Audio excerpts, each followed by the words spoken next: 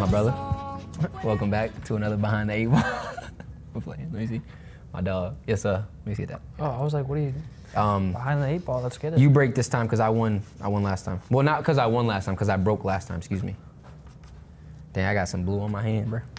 You said what? I said I got some chalk on my hand. This is low-key uncomfortable. It like hits my collarbone. What? The mic? Yeah. Switch it. How you feeling today, bro?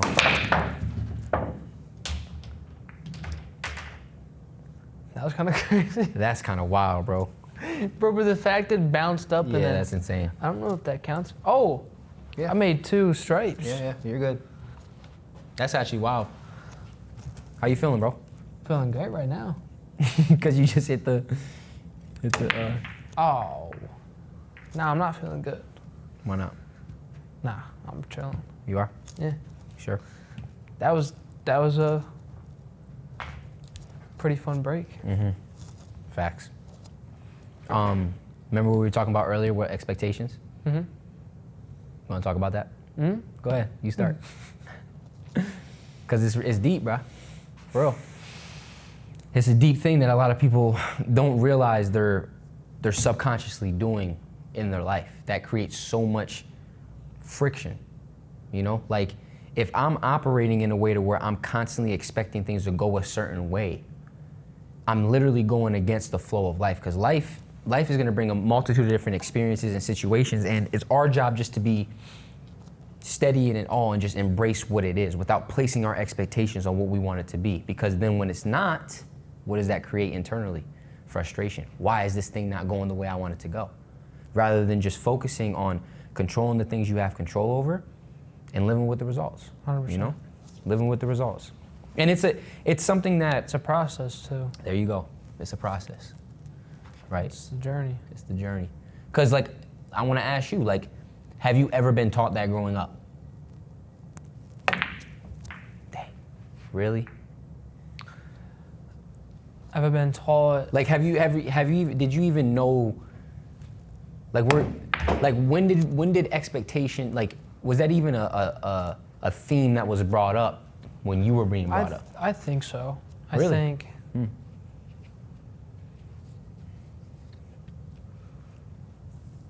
To not set your expectation too high or not set it too low at the same time. That's deep. That's a scratch. How I keep doing that. That's a scratch. That's really deep. I'm happy you brought up that point about not too low. Yeah, because We you don't haven't want talked to. You about that never. yet. You never want to expect the lowest. Right, well, most people do, Mm-hmm. which is wild. It's almost like when you... Well, yeah, because when you expect it to be so low, then anything that you get, it's like almost like kind of good because Right. your expectations are so low. I don't know if that is necessarily like a good thing though. Mm-mm. Because remember, an expectation is an attachment to how you think a situation is going to go. An expectation is an attachment to how you think somebody should do something, right? And so what happens is, because most people, when you're young and you're growing up and your expectation is, you know, what you want, and things keep not happening the way you want it to, all right, what I'm going to do is set my expectations really, really low so now I can't get hurt. You know? And Facts. even in that's a very... So now that can turn into pessimism, to where you start seeing the worst in everything, Facts. right? And that's as we know, bro, that's not the way you want to live. Mm-mm. We've been around people like that, bro, and that's one of the toughest things to navigate, I feel like. Come on. Come on. But I'm really happy you brought up that point, because that is very true, bro. It's What about you growing up? How was that? I was never taught anything about expectations. Not to any fault of anybody in my household. I think it's just something that none of us were taught from anybody in our family. That's just not a conversation you have. Because a lot of people, like I said, a lot of people aren't even aware that they're placing expectations on people and situations and things. A lot of people aren't even aware of it. When you become aware of it, it really does open you up, because it's like, wow, no wonder I was having so much friction and frustration with all of these different things because I literally kept fixating and attaching myself to how I wanted it to go, and it kept not going that way. And because it's not going the way I want it to go, I think something is wrong. Yeah. When in actuality, hold on, let me make this bucket. Life real is quick. happening. Yeah, let me make this bucket real quick. You already know. Life is happening for you. Yes, everything is happening for you. Facts. And expectations also take away the beauty of possibility and excitement, right? Like, and surprise. Like, if you're constantly expecting things to go a certain way, you're closing off the possibilities of what it could be, right? Of all the possibilities of what it could be, right? And my story is a living testimony of that, where you can see how something in the moment can look so negative or so bad, and it can actually turn out to be one of the greatest catalysts for your growth, right? But if I felt susceptible to allowing the circumstance to cloud my vision and match, what I'm seeing, then it literally would have taken me away from the ability to grow from that experience. It's insane. It's I don't know if I'm explaining that the right way, but it's something that it's just so vital, bro. Where am I at? The only real revolution happens right inside of you. What's your favorite J. Cole song? What were we just listening to? Love Yours? Right? Can't remember. That's the one that you edited that video with. Yeah. You want to know why that song is so... I honestly don't know a name off the top of my head. So Love Yours, I don't know what I'm doing right here. Oh, I'm bugging. Let's see if we can get this ball in there. Wow. So in the song Love Yours, J. Cole is talking about, he says, there's always gonna be a bigger house than the one you got. There's always gonna be a badder girl than the one you got. There's always gonna be somebody with more money than what you got. And you'll always be discontent until you learn how to truly love yours, right? And it's such a deep message because most people, what do? We fall into comparison, and that comparison literally breeds this energy of, Comparison is the thief of joy. Hey, come on, bruh. Come on, bruh. Do you think have you ever fell into comparison? And if so, when and how did you navigate that?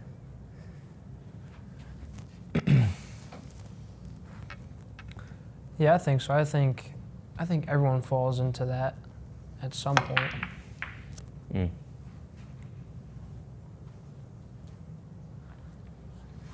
I think I would, but I feel like I would come from a place of, as an inspiration, like a photographer that I really look up to, and I believe that I could. I mean, I knew that I could do what they could do, just would take some time. So that is what I like to call admiration. Yeah. Comparison stems from you looking at what somebody else has and feeling like you're behind, you're late, or you're not adequate because you're not doing it.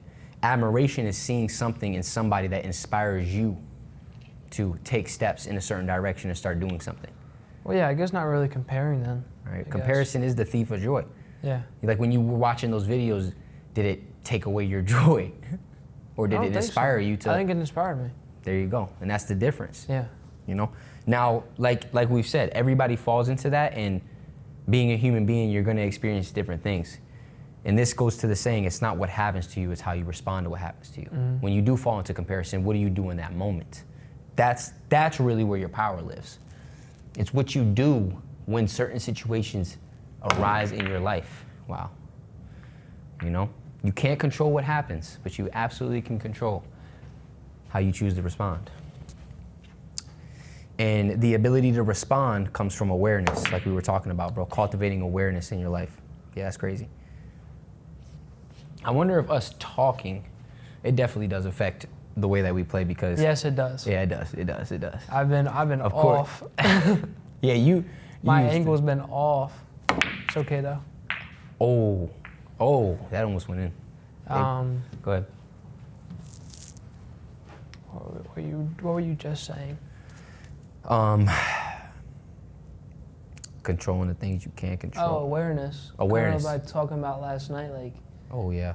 I think awareness is, jeez, man, is something.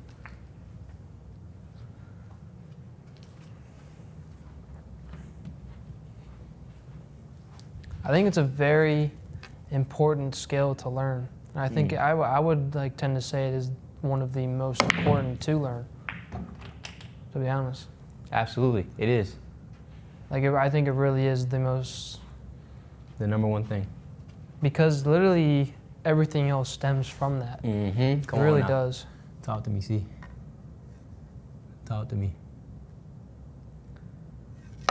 Because if you don't have awareness to feel any other emotion or to see where it's coming from another side, or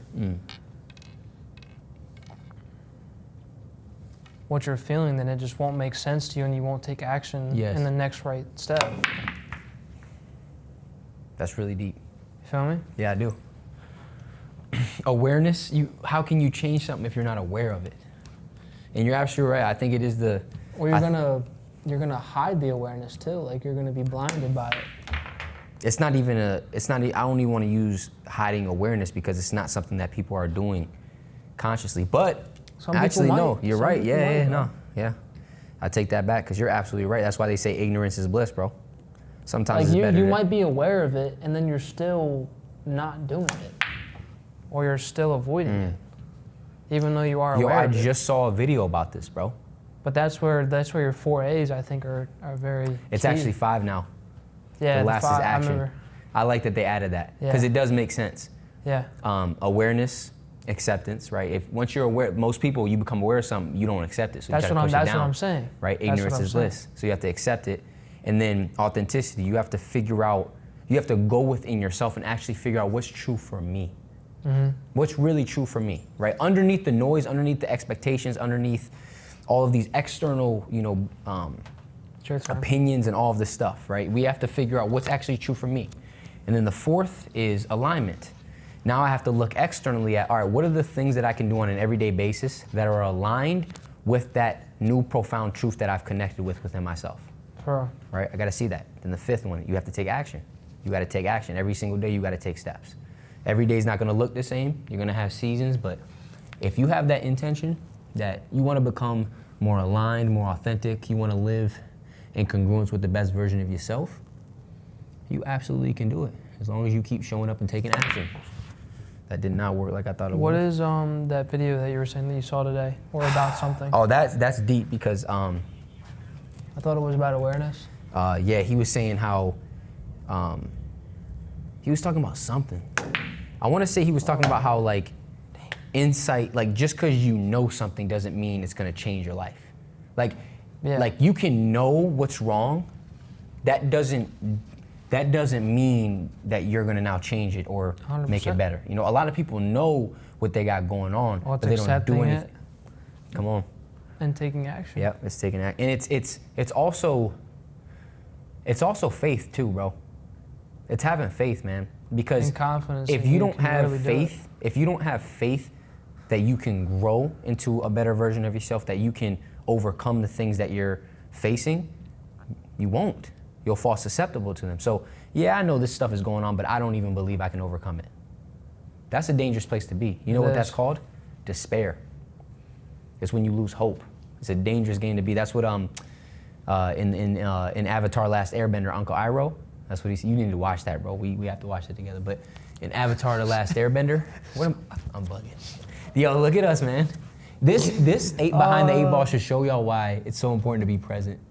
Because I literally was about to hit his ball. Yo, that's crazy. It's all right though. Yo, that was so funny. I know. But Uncle Iroh, he says, you can never lose hope because that is when you fall into despair. And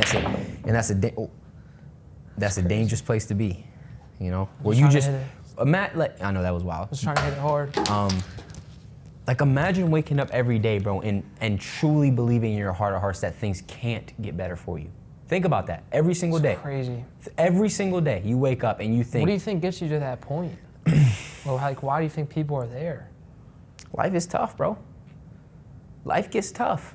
You know, I'm not gonna act like people don't go through some really, really tough No, things. I 100%. went through some really tough things, and I've seen people when I was in the hospital fall into despair. I've seen it firsthand, and honestly, it's Well, crazy. and again, what do you think it is? Hold on, it's crazy that you. I'm so happy you brought that up because I was about to hit your ball again. Yo, I'm bugging. It's crazy. I love that you brought that up because that's literally one of the biggest. That was one of the reasons, or one of the biggest, I want to say, motivators for me to be like, nah, I can't end up like that.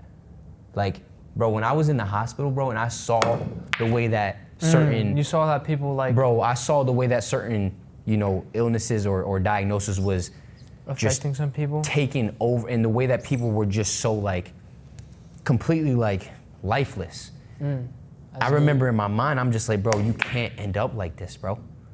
Like, it can't be you. You cannot end up like this, bro. Yeah. I knew, bro, I met a dude, bro, where it was like, I remember one time, and this just shows like the spectrum of different experience and stuff. I met one dude one time where he was like, I'm actively choosing to come back in here because I'm homeless and I don't have nowhere to sleep. I'm like, I'm hearing that. And then I'm listening to other people, you know, talking to some people and stuff, and like, oh, like, I don't even, what were you about to say? What? That's crazy. Like the way that these situations that people were going through was just overcoming them and making them so lifeless. Like, I would look at that and I was like, bro, I cannot end up like that. And I don't care what I gotta do, I gotta figure something out, right? And I mean, like that, and then you end up in the hospital 5 more times. It's like, what the freak? But you just lean onto that faith and that hope, bro. That's why hope is so important. Without hope, you fall into despair. So I had hope. It started off as hope that something good can come from this. I don't know how. I can't see a way, but I have hope. And I took steps and allowed that hope to drive me to just keep on being curious and trying to figure things out. What gave you that hope? What gave me that hope? Yeah. What? That's a great question. And this is why. You might not have like. My mom always said an this. exact answer, but No, I have one. My mom always said this to me. She said, it's our stories that connect us. And it's for this reason right now. Because when I went through what I went through and I started to study other people who have went through some really, really tragic and tough things, seeing how people were able to overcome it, Muhammad Ali, Mahatma Gandhi, these people that I was studying, that gave me hope. I would read about these people, Nelson Mandela, in prison for 20 plus years, bro.